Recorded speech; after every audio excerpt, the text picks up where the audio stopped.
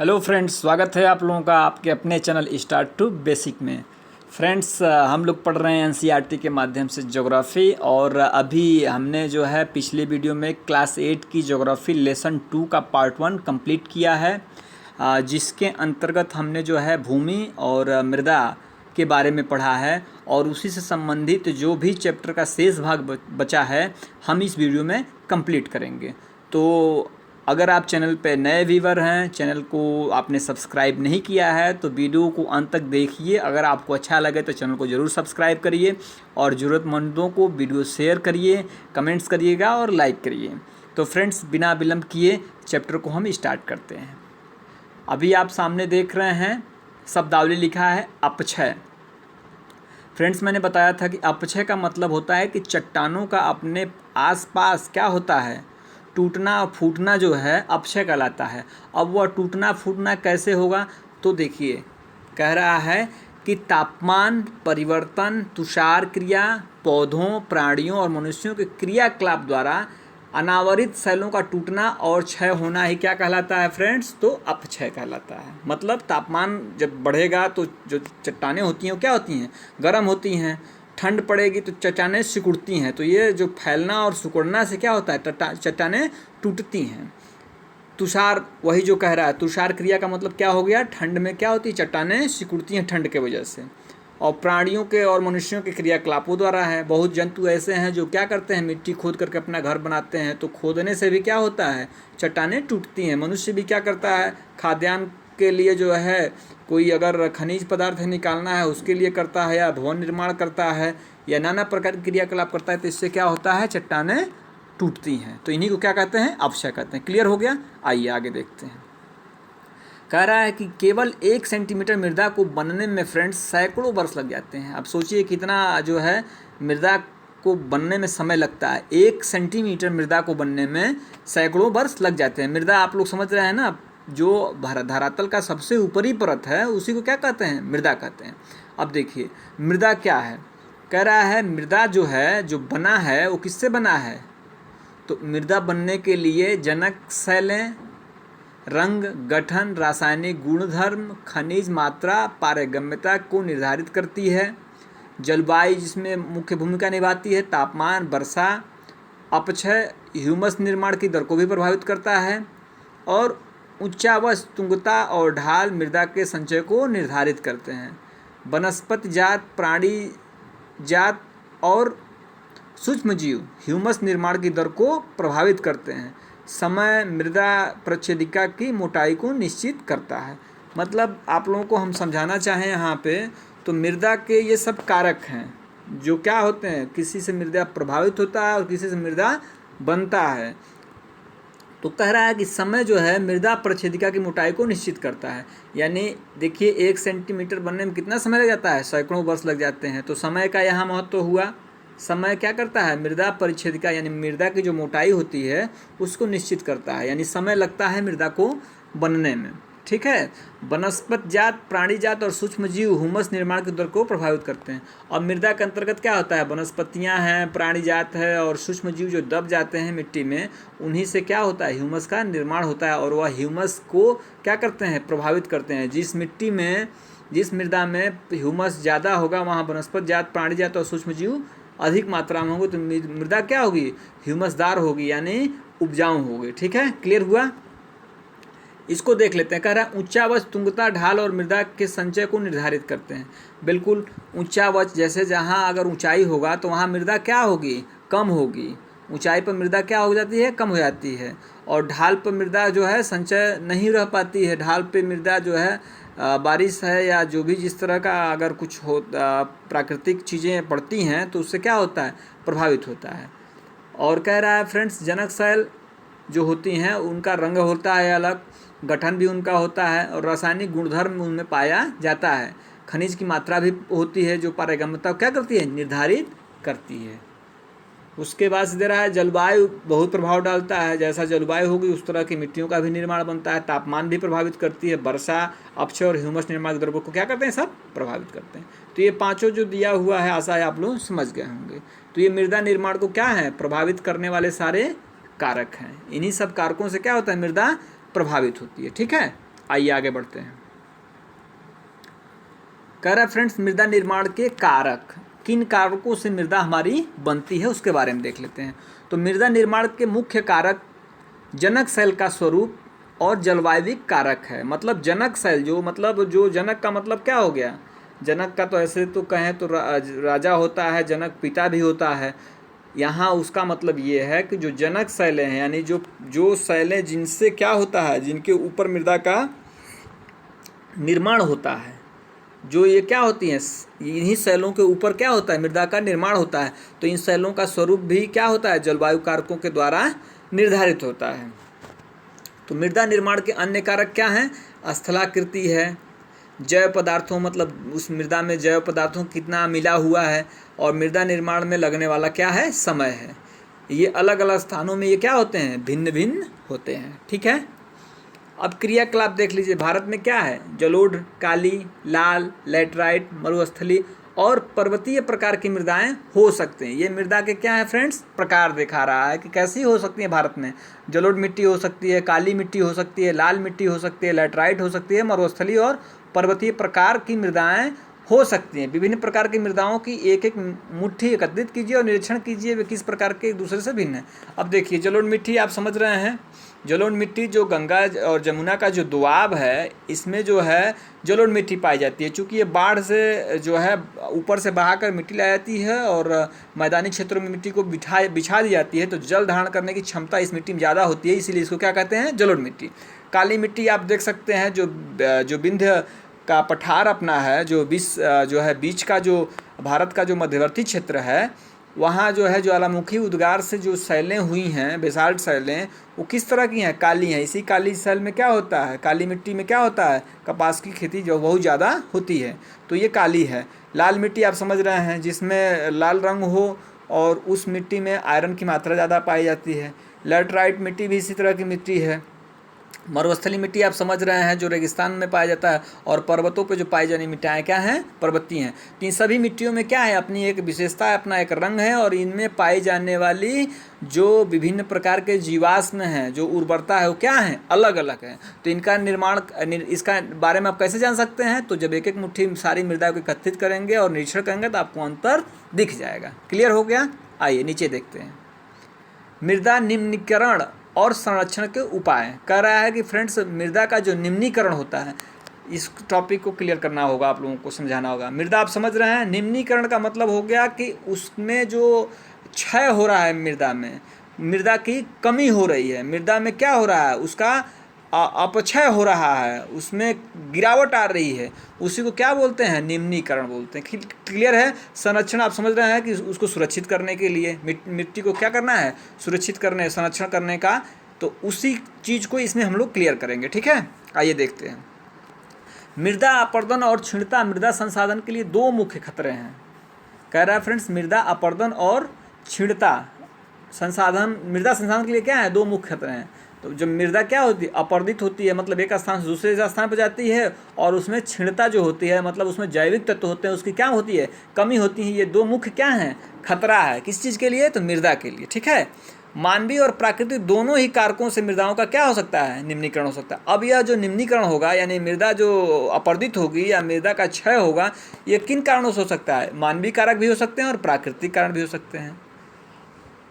अब मृदा निम्नीकरण में सहायक कारक क्या हैं, वनोन्मूलन है, मतलब वनों का जो नाश हो रहा है, वन कट रहे हैं, तो वहाँ से मिट्टी क्या हो रही है, कटती है। वन नहीं रहेंगे जहाँ, वहाँ मिट्टी का कटान होगा। अतिचारण, बहुत ज़्यादा जो है मिट्टी पर क्या हो, जो चारण होता है, तो अतिचारण से जो है क्या होता है, मिट्टी का कटान बढ़ता है। रासायनिक उर्वरकों और कीटनाशकों का जो प्रयोग करते हैं, वर्षा है, और दोहन, मतलब जो मिट्टी का क्या करते हैं, वर्षा दोहन है, बहुत ज़्यादा वर्षा होने से भी मिट्टी क्या होती है, कटान होता है। और भूस्खलन और बाढ़ है। पर्वतीय क्षेत्रों में आप देखने हो कि पर्वतीय क्षेत्र का कुछ शैल जो है क्या होता है, नीचे गिरता है। क्यों, पानी होता है, उसमें दरारों में पानी जाता है, फिर दरारों में कण जो होती है मिट्टी की ढीली होती है, और फिर वह नीचे की तरफ गिरने लगती है, उसी को क्या कहते हैं, भूस्खलन। और बाढ़ जब आता है तभी मिट्टी का क्या करता है, कटाव करता है। तो ये जो ऊपर कुछ कारक हैं जो निम्नीकरण के हैं। ठीक है, अब मृदा संरक्षण जो है, किस तरह से इस तरह के जो निम्नीकरण हो रहा है उसको बचाने के लिए क्या उपाय किए जा सकते हैं, तो उसी को मृदा संरक्षण कहते हैं। तो इसमें क्या कर सकते हैं आप, इसमें मल्च बनाना है, मतलब पौधों के बीच क्या कर सकते हैं, अनावरित भूमि जैव पदार्थ जैसे प्रवाल से ढक दी जाती है, जिससे मृदा क्या होती है, आर्द्रता रुकी हो जाती है। मतलब जो भूमि क्या है, खाली है, उसमें जो है प्रवाल जो होते हैं उनके मृदा के ऊपर उसको डाल देने से आर्द्रता उसकी रुकी रहती है और मृदा का क्या होता है, अपक्षय नहीं होता है। तो ये मल्च बनाकर कर सकते हैं आप। वेदिका फार्म आप देख ही रहे हैं, ये सामने ये देख रहे हैं, ये सब यानी पर्वतीय क्षेत्रों में, पहाड़ी क्षेत्रों में क्या करते हैं, वेदिका फार्म बना करके एक क्या करते हैं, मतलब ढालू भूमि है तो बीच से कुछ काट करके मेड़ाबंदी कर करके क्या करते हैं, एक चौड़े समतल सोपान वेदिका जो है तीव्र ढलानों पर बनाए जाते हैं ताकि सपाट सतह फसल उगाने के लिए उपलब्ध हो और इनसे पृष्ठीय प्रवाह और मृदा अपरदन कम होता है। मतलब यहाँ से जो बारिश का जल आएगा तो इस पे आकर के रुक जाएगा, तो इस क्षेत्र में जो है फसल जो लगी है उस पे वो सिंचाई होगी और मिट्टी का कटान कम होगा। इस तरह से ऐसे बनाने से मृदा का कटान क्या होता है, कम होता है। किस तरह से, तो वेदिका फार्म से, ठीक है, इसी को वेदिका फार्म कहते हैं। समोच्च रेखी जुताई, एक पहाड़ी ढाल है उस पर समोच्च रेखाएं, ये जो रेखाएं ये देख रहे हैं ना आप, इस तरह की क्या करें, हम जुताई कर दें तो इसमें मिट्टी का बहाव कम हो जाता है। तो इस तरह के बहाव कम होने से क्या होता है, तो मिट्टी का कटान कम हो जाता है। इसी को क्या कहते हैं, समोच्च रेखीय जुताई कहते हैं। क्लियर हो गया, आगे बढ़िए। रक्षक मेखलाएँ, तटीय प्रदेशों और शुष्क प्रदेशों में क्या कर सकते हैं, पवन की गति को रोकने के लिए क्या करें, वृक्षों की कतार लगा दें ताकि मृदा का आवरण को बचाया जा सकते हैं। जहाँ वन होंगे वहाँ क्या होगा, पवन से मृदा जो होगी उसकी रक्षा होगी, तो इसको रक्षक मेखला कहते हैं। समोच्च रेखीय रोधिकाएँ करके भी कर सकते हैं आप। समोच्च रेखीय रोधिकाएँ क्या हैं, तो कह रहा है कि रोधिकाएँ बनाने के लिए पत्थरों, घास, मृदा का उपयोग किया जाता है। रोधिकाओं के सामने जल एकत्रित करने के लिए खाइयाँ बनाई जाती हैं। तो क्या कर सकते हैं इसमें, तो समोच्च रेखा, ये देखिए कह रहा है पत्थरों, घास, मृदा का उपयोग किया जाता है। रोधिकाओं के सामने क्या हो जाता है, जल एकत्रित करने के लिए खाई बनाई जाती है। जैसे मान लीजिए ये कोई है, ठीक है, और यहाँ क्या करेंगे, यहाँ पत्थर, घास, मृदा का उपयोग करने के लिए क्या करेंगे, रोधिका, ये जो रोधिका बनाए इनके सामने क्या करते हैं, जल एकत्रित करने के लिए खाइयाँ खोदते हैं। तो जो भी आता है जल इसी में रुक जाता है, तो इसके आगे नहीं बढ़ता है, इससे इस क्षेत्र का कटान नहीं होता है। क्लियर हो गया। ये कुछ क्रियाकलाप दिया हुआ आप देख सकते हैं कि जहाँ पे ये देखिए ये वनस्पति इसमें है तो इसमें मिट्टी पानी डालने पे क्या है, इसमें मिट्टी का कटान कम होगा। क्यों कि ये जो भी वनस्पतियाँ हैं इसमें इनकी जड़ों मिट्टी को क्या करती हैं, बांधे रखती हैं, इसलिए इनका कटान कम होता है। और यहाँ पे कुछ भी नहीं है तो इसमें जब जल डालेंगे तो पूरा सीधा सीधा जल जो है मिट्टी उसके साथ आएगी। वही समझाने का कोशिश कर रहा है। चट्टान बांध, यह जल के प्रवाह को क्या कर सकता है, कम कर सकता है। यह नालियों की रक्षा करते हैं और मृदा को क्षति को रोकते हैं। बीज की फसल उगाना, मतलब कह रहा है वर्षा दोहन से मृदा को सुरक्षित रखने के लिए अलग अलग समय पर भिन्न भिन्न फसलें एकांतर कतारों में उगाई जा सकती हैं, ठीक है। वर्ष 1975 में मानव उपयोग के लिए जल की खपत कितना था, 3850 घन किडमिड था, एक वर्ष की थी, जो वर्ष 2000 में क्या हो गया, 6000 घन किडमिक हो गई है। मतलब देखिए 1975 में कितना जल चाहिए था एक आदमी को, तो 3850 चाहिए था, और अभी वो क्या हो गया, 3850 से 6000 हो गया। देखिए खपत बढ़ गई फ्रेंड्स, इसलिए जल संरक्षण भी बहुत ज़रूरी है, ठीक है। आइए जल के बारे में पढ़ते हैं। जल एक महत्वपूर्ण नवीनीकरण प्राकृतिक संसाधन है। भूपृष्ठ का 3/4 भाग किससे जल ढका है, जल से ढका है। मतलब देखिए पृथ्वी पर क्या है, 71% क्या है, जल है, और 29% ही क्या है, स्थल है। तो वही क्या हो गया, 3/4 हो गया कि नहीं हो गया, हो गया। इसलिए इसे जल ग्रह कहना उपयुक्त है। इसीलिए पृथ्वी क्या कहते हैं, जल ग्रह कहते हैं, नीला ग्रह कहते हैं, ये सब जल उपलब्धता होने के कारण। लगभग कह रहा है कि 35 अरब वर्ष पहले जीवन आदि महासागरों में ही प्रारंभ हुआ था। यदि आज भी महासागर क्या है, पृथ्वी की सतह के 2/3 भाग को ढके हुए हैं और विविध प्रकार के पौधों और जंतुओं को मदद करते हैं। महासागरों का जल क्या होता है, लवणीय होता है और मानवीय उपयोग के लिए उपयुक्त नहीं है। और लवण जल केवल 2.7% ही है। फ्रेंड्स, और लवण जल का मतलब हो गया जो पीने योग्य जल है वो कितना है, मात्र 2.7, मतलब 100% में से 97.5% जल क्या है, यह अलवण है, सॉरी लवणीय जल है। ये 97.5 क्या है, लवणीय जल है। और मात्र जो है 2.7% जल ही क्या है, पीने योग्य है, मीठा जल जिसको कहते हैं, जिसको लवणीय जल कहते हैं, अलवणीय जल कहते हैं। ठीक है। अब जो 2.7% जल है यह क्या है, इसका लगभग 70% जो भाग है, 2.7 का 70% जो है कहाँ पे है, तो बर्फ़ की चादरों, हिमानियों के रूप में अंटार्कटिका, ग्रीनलैंड और पर्वतीय प्रदेशों में पाया जाता है। अपनी स्थिति के कारण ये मनुष्य के पहुँच के बाहर हैं। केवल 1% अलवण जल उपलब्ध है और वह मानव उपयोग के लिए उपयुक्त है। यह भौमजल, नदियों और झीलों में पृष्ठीय जल के रूप में तथा वायुमंडल में जल वाष्प के रूप में पाया जाता है। अब देखिए, जो 2.7% जल हमारे पास क्या है, अलवणीय जल है, इसमें भी इसका 70% भाग कहाँ पे है, तो हिमानियों पे है, जैसे अंटार्कटिका पे है, ग्रीनलैंड में है।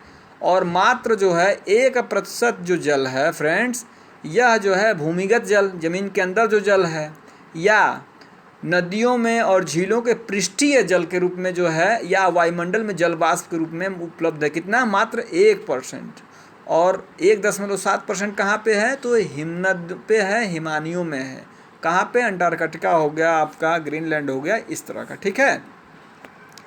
देखिए, कह रहा है कि एक टपकता नल क्या है, एक वर्ष में क्या करता है, 1200 लीटर जल व्यर्थ करता है। लोग क्या करते हैं, नल खोल करके पानी एकदम जो है गिराते रहते हैं अनावश्यक रूप से। कई जगह देखते हैं आपकी जो है जल जो भी लीकेज है उसके वजह से। तो कह रहा है कि एक नल जो है, जिसे टप टप करके पानी अगर गिरता है, तो वह पानी अगर एक वर्ष तक गिरता रहे तो एक बूंद टपक टपक पानी जो है 1200 लीटर जल क्या करेगा, खराब कर देगा, व्यर्थ हो जाएगा। ठीक है फ्रेंड्स। अब देखिए ये क्रियाकलाप देख लीजिए। आप कह रहा है कि औसतन एक भारतीय नागरिक क्या करता है, तो 150 लीटर जल जो है उपयोग करते हैं हम लोग।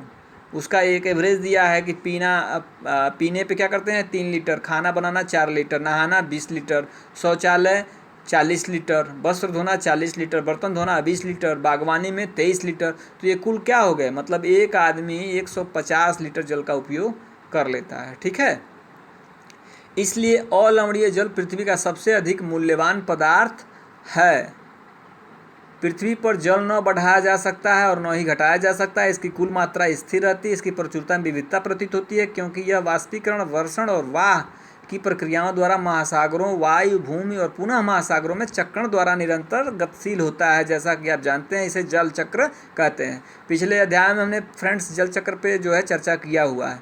मतलब जल चक्र वह है जो निरंतर जल क्या हुआ, समुद्र से वायुमंडल में गया, वायुमंडल से वर्षा के रूप में फिर से धरातल पे आया, धरातल से फिर होकर कहाँ चला गया, समुद्र में। तो यह एक प्रक्रिया क्या हो गई, जल चक्र हो गई। ठीक है। मनुष्य जल की बड़ी मात्रा का क्या करता है, उपयोग न केवल पीने और धुलाई में करता है, वरन उत्पादन प्रक्रिया में भी करता है। जल कृषि उद्योगों तथा बांधों के जलाशयों के माध्यम से विद्युत उत्पादन करने में प्रयोग किया जाता है। जल स्रोतों के सूखने अथवा जल प्रदूषण के कारण अलवणीय जल की आपूर्ति की कमी के मुख्य कारक बढ़ती जनसंख्या, भोजन, नकदी फसलों की बढ़ती मांग, बढ़ता नगरीकरण और बेहतर होता जीवन स्तर है। कह रहा फ्रेंड्स, क्या आप जानते हैं बाजार के बारे में आपने सुना है, सौराष्ट्र प्रदेश में क्या है, 125 लाख जनसंख्या वाला अमरेली शहर पास के तालुकों से पानी खरीदने के लिए पूर्णतः निर्भर है। बताइए, पानी जो इतना जनसंख्या है वहाँ पे, कहाँ पे, तो सौराष्ट्र में, वो सभी लोग पानी खरीदने के लिए क्या हैं, पूरा निर्भर हैं। मतलब वहाँ जो जल क्या है, जो है लवणीय जल है। जल उपलब्धता की समस्याएं देख लेते हैं। ये यमुना नदी का सीन आप देख सकते हैं, कितनी गंदगी है, सारे जो औद्योगिक कचरा इसी में प्रदूषित हो रहा है। विश्व के कई प्रदेशों में जल की कमी है। अधिकांश अफ्रीका, पश्चिमी एशिया, दक्षिणी एशिया, पश्चिमी संयुक्त राज्य अमेरिका के भाग, उत्तरी पश्चिमी मैक्सिको, दक्षिणी अमेरिका के भाग और संपूर्ण ऑस्ट्रेलिया अलवणीय जल की आपूर्ति कमी का सामना कर रहे हैं। ये सारे देश जो हैं फ्रेंड्स, इनमें क्या है, अलवणीय जल की कमी है। ये देश ऐसे जलवायु प्रदेशों में स्थित हैं जहाँ अक्सर क्या होता है, सूखा पड़ता है। इनमें जलाभाव की अधिक समस्या बनी रहती है, मतलब जल की कमी बनी रहती है इन देशों में। इस प्रकार जल का अभाव मौसमी अथवा वार्षिक वर्षण में विविधता के परिणाम स्वरूप हो सकता है, अथवा अति उपयोग और जल स्रोतों के संदूषण के कारण भी जल का अभाव हो सकता है। ठीक है। जल संसाधनों का संरक्षण हम कैसे करेंगे देख लेते हैं।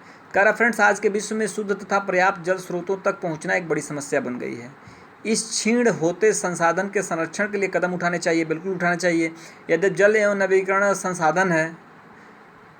संसाधन है, आपने पिछले अध्याय में पढ़ा है कि नवीकरणीय संसाधन होता है और नवीकरणीय संसाधन होता है। नवीकरणीय संसाधन में क्या है? जल है। मतलब नवीकरणीय संसाधन ऐसे हैं जो क्या हैं, जो सतत उनका जो है उपयोग करने पे वो बनते रहते हैं। जैसे सूर्य का प्रकाश हो गया, जल हो गया, हवा है, ये सब क्या है? नवीकरणीय हैं। और अनवीकरणीय का मतलब हो गया वह संसाधन जो क्या है, जो एक निश्चित मात्रा में है और आज नहीं तो कल वह पूर्णतः समाप्त हो जाएगा। तो नवीकरणीय क्लियर हो गया यहाँ पे। चलिए देखते हैं आगे। तथापि इसका अति उपयोग और प्रदूषण इसे उपयोग के लिए अनुपयुक्त बना देते हैं। अशोधित या आंशिक रूप से शोधित बाहित मल, कृषि रसायनों का विसर्जन और जल निकायों में औद्योगिक बहिर्स्राव जल के प्रमुख संदूषक हैं। इनमें शामिल नाइट्रेट धातुएं और पीड़कनाशी जल को प्रदूषित कर देते हैं। इनमें से अधिकांश रसायन अजैव निम्नीकरण होने के कारण जल द्वारा मानव शरीर में पहुंच जाते हैं।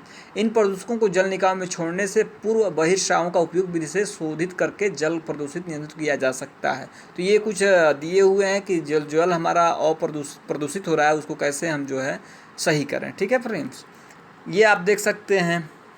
ये जो सिंचाई करने का तरीका है, इसको क्या कहते हैं? स्प्रिंकलर कहते हैं। ठीक है, इसमें होता क्या है कि एक पाइप के द्वारा जो है स्प्रिंकलर से सिंचाई होती है। ये घूमता रहता है चारों तरफ खेत में। तो इसके वजह से क्या होता है कि पानी की बहुत ज़्यादा मात्रा जो है एक जगह नहीं गिरती है और सिंचाई जो है कम जल में हो जाता है। वन और अन्य वनस्पति आवरण धरातली प्रवाह को क्या मंद करते हैं, भूमिगत जल को पुनः पूरित करते हैं। जल संग्रहण पृष्ठीय प्रवाह को बचाने की दूसरी विधि है। जल रिसाव को कम करने के लिए खेतों को कुछ सिंचित करने वाली नहरों को क्या करना चाहिए? ठीक से पक्का करना चाहिए। रिसाव और वाष्पीकरण से होने वाली जल को क्षति को रोकने के लिए क्षेत्रों की स्प्रिंकलरों से क्या करना चाहिए? सिंचाई करना। अभी जो आपने स्प्रिंकलर ऊपर देखा उसके कारण सिंचाई करेंगे तो क्या होगा? ज़्यादा क्षेत्र सिंचित होगा और कम जल लगेगा। वाष्पीकरण की अधिक दर वाले शुष्क प्रदेशों में सिंचाई की ड्रिप अथवा टपकन विधि बहुत उपयोगी है। ड्रिप सिंचाई भी होता है, टपकन विधि से भी सिंचाई होता है।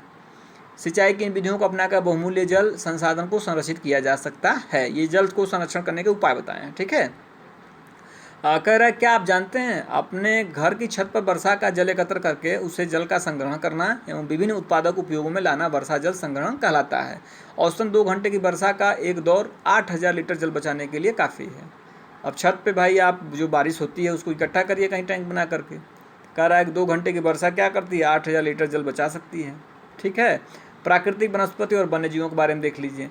स्कूल के बच्चे क्या करते हैं? हस्तशिल्प प्रदर्शनी में घूम रहे थे। प्रदर्शनी की वस्तुएं देश के भिन्न भिन्न भागों में एकत्रित की गई थीं। मोना ने एक थैला हाथ में उठाया और उत्साह से कहा, यह सुंदर हैंडबैग है। अध्यापिका ने कहा, हाँ यह जूट से बना है। क्या आप उन टोकरियों, दीप, छात्रों और कुर्सियों को देखते हैं? वे बेत और बांस की बनी हैं। भारत के पूर्वी और उत्तर पूर्वी आर्द्र प्रदेशों में बांस क्या है? प्रचुर मात्रा में पाया जाता है। जेसी रेशमी स्कार्फ देखकर उत्साहित थी। यह खूबसूरत स्कार्फ देखो, अध्यापिका ने स्पष्ट किया कि रेशम कीटों से प्राप्त किया जाता है जो शहतूत के पेड़ों पर पाले जाते हैं। बच्चे समझ गए कि पौधे हमें अनेक विभिन्न उत्पाद प्रदान करते हैं जिनका उपयोग हम अपने दैनिक जीवन में करते हैं। ये फ्रेंड्स है रेशम का कीट का जो है कीड़ा, ये जो है शहतूत, ये वृक्ष जो है, पेड़ जो है शहतूत है, इस पर रेशम के कीड़े पाए जाते हैं जिससे हम रेशमी वस्त्र बनाते हैं। प्राकृतिक वनस्पति और वन्य जीवन केवल स्थल मंडल, जल मंडल, वायुमंडल के बीच जुड़े एक सक्रिय क्षेत्र में ही पाए जाते हैं जिसे हम क्या कहते हैं? जयमंडल कहते हैं। जयमंडल के बारे में आपने पढ़ा है पिछले अध्याय में, आप देख सकते हैं जाकर के पिछला वीडियो। जयमंडल में सभी जीवित जातियां जीवित रहने के लिए एक दूसरे से परस्पर संबंधित और निर्भर करती हैं। इस जीवन आधारित तंत्र को क्या कहते हैं? पारितंत्र कहते हैं। अब पारितंत्र यहाँ आप लोगों को एक बार मैं क्लियर कर दूँ थोड़ा सा। पारितंत्र का मतलब हो गया फ्रेंड्स कि जिसमें जो है जो सभी जो जीवित जातियां हैं एक दूसरे से क्या करती हैं? एक दूसरे पर निर्भर है, तो उसी को क्या कहते हैं? हम पारितंत्र कहते हैं। पारितंत्र एक तालाब का हो सकता है, रेगिस्तान का भी एक पारितंत्र है, एक झील का भी पारितंत्र है, तो ये पारितंत्र है। ठीक है, पौधे हमें इमारती लकड़ी देते हैं, प्राणियों को आश्रय देते हैं, ऑक्सीजन उत्पन्न करते हैं जिससे हम सांस लेते हैं, फसलों को उगाने के लिए आवश्यक मृदा की सुरक्षा करते हैं, रक्षक मेखला के रूप में कार्य करते हैं, भूमिगत जल के संग्रह में सहायता करते हैं, हमें फल, लैक्टेक्स, तारपीन का तेल, गोंद, औषधीय पौधे और कागज़ प्रदान करते हैं जो आपके अध्ययन के लिए अत्यधिक आवश्यक हैं। पौधे को असंख्य उपयोग हैं, इनमें से आप कुछ पर जोड़ दे सकते हैं। ठीक है, ये आप देख सकते हैं कि जो है भारतीय उपमहाद्वीप में जिन पशुओं का उपचार डिक्लोफेनेक, एस्प्रिन अथवा इबुप्रोफेन जैसे पीड़ानाशी से किया जाता है, उनके अपमार्जन उपरांत गिद्ध किडनी खराब होने से मर जाते हैं।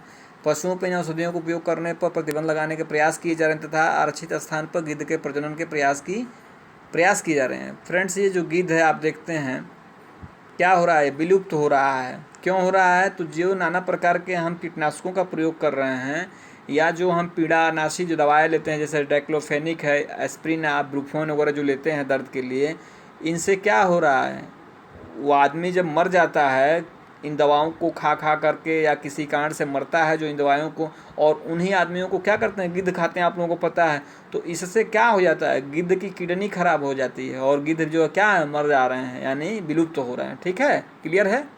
चलिए, ये ब्रह्मकमल है, एक औषधि बूटी है, देख सकते हैं। एक ये किलकिला जो है एक पक्षी है जिसको किंगफिशर कहते हैं। अब वन्य जीवन के अंतर्गत जंतु, पक्षी, कीट एवं जलीय जीव रूप आते हैं।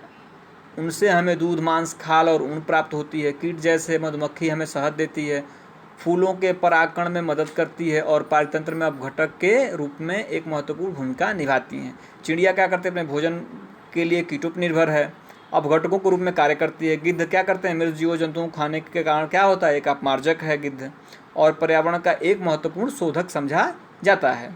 इसलिए प्राणी चाहे बड़े हों अथवा छोटे हों, सभी पारितंत्र के संतुलन को बनाए रखने के लिए अनिवार्य है। अब ऊपर हमने जो पढ़ा है, यानी गिद्ध के बारे में कहें या जो है जीव जंतु जो है, जो क्या है, एक दूसरे पे सब जो है अपघटक हैं और एक दूसरे का जो है क्या कर रहे हैं, एक दूसरे को पारितंत्र में बनाए रखने के लिए सहयोग कर रहे हैं। ये घास स्थल एवं वन देख रहे हैं आप। अब प्राकृतिक वनस्पति का विवरण देख लीजिए। वनस्पति की वृद्धि मुख्य रूप से तापमान, आर्द्रता पर निर्भर करती है। विश्व की वनस्पतियों के मुख्य प्रकारों को 4 वर्गों में रखा जा सकता है। अब जैसे क्या है, वन है, घास है, स्थल है, गुल्म है और टुंड्रा है। मतलब विश्व के जो वनस्पतियाँ हैं उनको 4 प्रकार इन्होंने दिया। भारी वर्षा वाले क्षेत्रों में विशाल वृक्ष उग जाते हैं। इस प्रकार वन प्रचुर जल पर आपूर्ति वाले क्षेत्रों में ही पाए जाते हैं। जैसे आर्द्रता कम होती है वैसे वैसे वृक्षों का आकार और उनकी सघनता कम हो जाती है। फ्रेंड्स, हमने पिछले कक्षा में पढ़ाया है, क्लास 6 और 7 में भी पढ़ाया हुआ है। आप जानते हैं जहाँ आर्द्रता होगी, जहाँ बारिश होगा, जैसे आपका विषुवतरेखीय प्रदेश जो भूमध्यरेखीय प्रदेश है, वहाँ क्या होते हैं, वृक्षों की बहुलता होती है। वही यहाँ समझाने का प्रयास कर रहा है। वैसे वैसे वृक्षों का आकार और उनकी सघनता कम हो जाती है। जैसे सामान्य वर्षा कम होगी, आर्द्रता कम होगी, वहाँ वृक्ष क्या होंगे, कम होंगे। सामान्य वर्षा वाले क्षेत्रों में छोटे आकार वाले वृक्ष और घासें उगती हैं, जिससे विश्व के घास स्थलों का निर्माण होता है। कम वर्षा वाले शुष्क प्रदेशों में कटीली झाड़ियाँ और गुल्म उगते हैं। इस प्रकार के क्षेत्रों में पौधों की जड़ें गहरी होती हैं।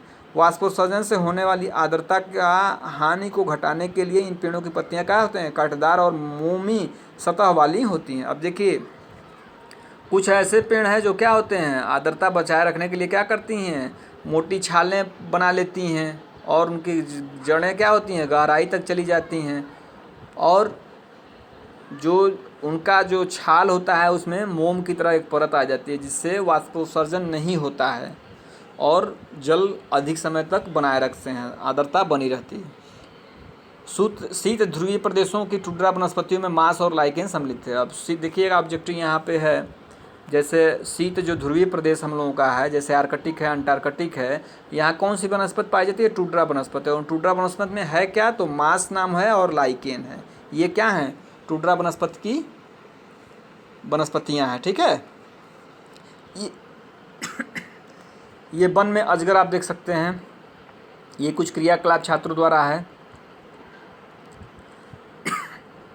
पिछली 2 शताब्दियों में विश्व में जितने लोग थे, इस समय उनसे कहीं अधिक लोग हैं, बिल्कुल हैं। बढ़ती जनसंख्या के पोषण के लिए, फसलों को उगाने के लिए वनों के विशाल क्षेत्रों से वृक्ष काट दिए जाते हैं। विश्व भर में वनों का आवरण क्या हो रहा है, तेजी से समाप्त हो रहा है। इस बहुमूल्य संसाधन संरक्षण को तुरंत आवश्यकता है। प्राकृतिक वनस्पति और वन जीवन संरक्षण के बारे में देख लेते हैं। कह रहा है सुनामी के पश्चात देखिए, ग्रेट निकोबार के वर्षा के प्रचुर वन में क्या हो गया, क्षति हो गया था। ग्रेट निकोबार कहाँ है, अंडमान में है। कहाँ पे, तो बंगाल खाड़ी बोल सकते हैं आप। ठीक है, वन हमारी संपदा है। पौधे जंतुओं को आश्रय प्रदान करते हैं और साथ ही पारितंत्र को भी अनुरक्षित रखते हैं। जलवायु में परिवर्तन और मानव हस्तक्षेप के कारण पौधों और जंतुओं के प्राकृतिक आवास नष्ट हो सकते हैं। बहुत सी जातियां असुरक्षित अथवा संकटापन्न हैं और कुछ लुप्त होने के कगार पर हैं। वनोन्मूलन, मृदा अपरदन, निर्माण कार्य, दावानल और भूस्खलन में कुछ मानव और प्राकृतिक कारक हैं जो मिलकर इन महत्वपूर्ण प्राकृतिक संसाधनों के लुप्त होने की प्रक्रिया को बढ़ावा देते हैं। आज की मुख्य चिंताओं में से एक अनाधिकार शिकार करने की संख्या का बढ़ना है, जिससे कुछ खास प्रजातियों की संख्या में तेजी से कमी आई है। पशु खाल, चमड़ा, नाखून, दांत और पंखों के साथ सींगों के एकत्रीकरण और गैर कानूनी व्यापार के लिए जंतुओं का अनाधिकार शिकार किया गया है। इनमें से कुछ जंतु चीता, शेर, हाथी, ब्लैक बक, मगरमच्छ, दरियाई घोड़ा, हिम, तेंदुआ, शुतुरमुर्ग और मोर है। इनका संरक्षण जागरूकता बढ़ाकर किया जा सकता है। फ्रेंड्स, आप लोग जानते हैं जो शिकारी लोग हैं क्या करते हैं, हाथी की शिकार करेंगे, शेर का शिकार करेंगे, उनके खाल को, उनके दांत को, उनके जो है नखों को क्या करते हैं, बेचते हैं, व्यापार करते हैं। तो इनकी भी सुरक्षा करनी चाहिए, या इनके तरीके को भारत सरकार के माध्यम से जो भी हैं सुरक्षा उसको अपनाना चाहिए। ये ब्लैक बक देख रखे हैं आप, ये ब्लैक बक बोलते हैं इसको, ठीक है। ये दावानल दिखा रहा है जहाँ जो है आग उग से क्या हो जा सकता है, नुकसान हो जाता है जो हमारी वनस्पतियाँ हैं। तो ये राष्ट्रीय उद्यान, वन्य जीव अभयारण्य, जैव मंडल निश्चय हमारी प्राकृतिक वनस्पति और वन्य जीवन को सुरक्षित रखने के लिए बनाए जाते हैं। सक्रिय घाटियों, झीलों और आर्द्र भूमि का संरक्षण मूल्यवान संसाधन होने से बचाने के लिए आवश्यक है। शब्दावली देख सकते हैं फ्रेंड्स। राष्ट्रीय उद्यान किसे करते हैं, तो वर्तमान और भविष्य की पीढ़ी के लिए एक या एक से अधिक पारितंत्रों की पारिस्थितिकी एकता की रक्षा के लिए नामित किया गया क्या है, प्राकृतिक क्षेत्र है।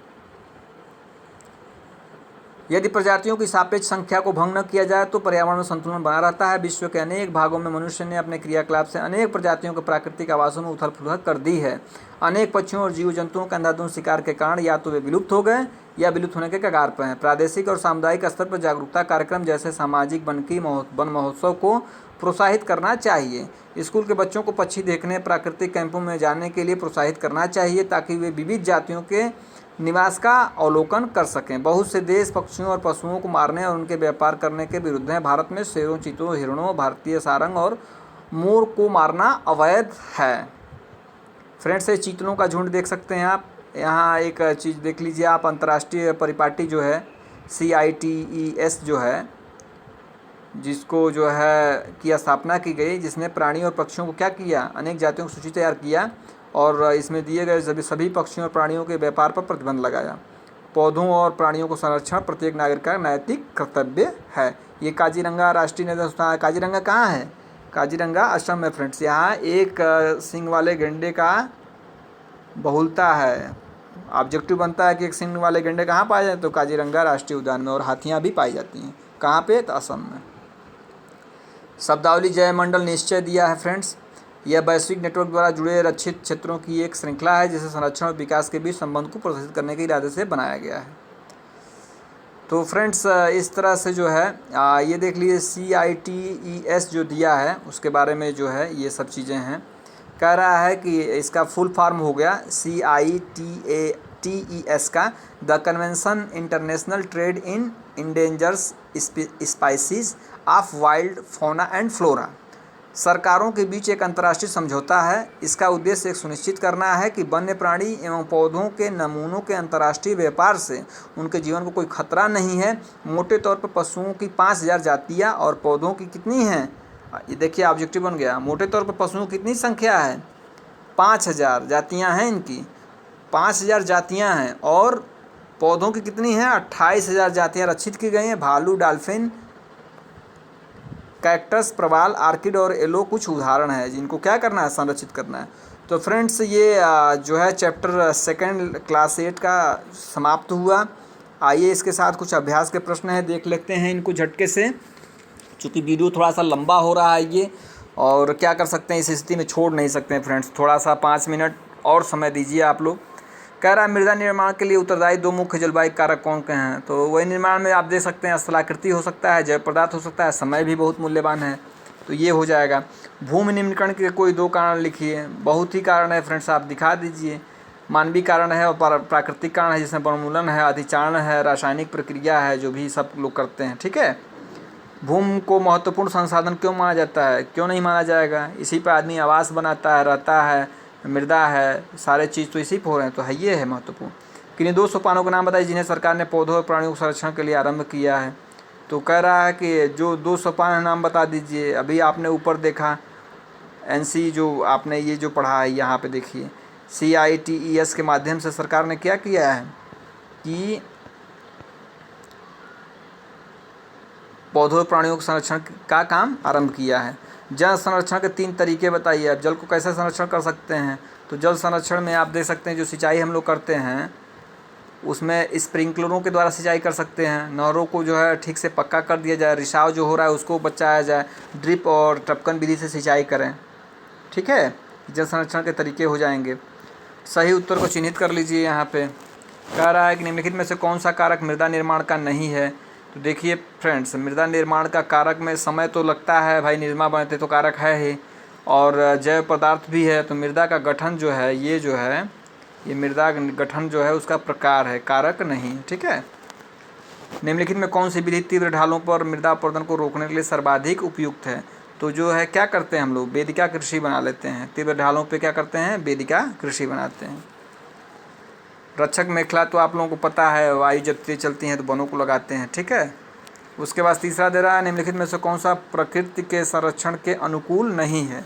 प्रकृति के संरक्षण के अनुकूल नहीं है तो बल्ब को बंद कर देना चाहिए जब आवश्यकता न हो। बिल्कुल सही बात है। नल को उपयोग के बाद तुरंत बंद करना चाहिए, भी ठीक है। खरीदारी के बाद पाली पैक को नष्ट कर देना चाहिए। तो कह रहा है कि इसमें से कौन सा प्रकृति के संरक्षण के अनुकूल नहीं है? तो खरीदारी के बाद पाली जो है ये पाली पैक को नष्ट कर देना चाहिए। यह जो है प्रकृति के संरक्षण के अनुकूल नहीं है। इसमें नल को उपयोग करने के तुरंत बाद बंद कर देना चाहिए, बल्ब को बंद कर देना चाहिए, और ख़रीदारी के बाद पाली पैक को नष्ट कर देना चाहिए। देखिए कारण तो तीनों होना चाहिए, बशर्ते अब प्रकृति से संबंध पूछ रहा है तो प्रकृति में क्या आ जाएगा, उसके अनुकूल नहीं है, प्रकृति के संरक्षण के अनुकूल नहीं है। इसमें तीसरा ऑप्शन ही फ्रेंड्स होगा। मिलान देख लीजिए आप लोग। भूमि उपयोग क्या हो गया? मृदा अपरदन को रोकना, कृषि के लिए उपयुक्त भूमि, भूमि की उत्पादन उपयोगिता, ऊपरी मृदा पर निक्षेपित जैव पदार्थ। अब जो है इसमें ख को पकड़िए, तो ऊपरी मृदा पर जो निक्षेपित होता है वो क्या होता है, ह्यूमस होता है। ठीक है, भूमि का उपयोग कैसे कर सकते हैं आप, तो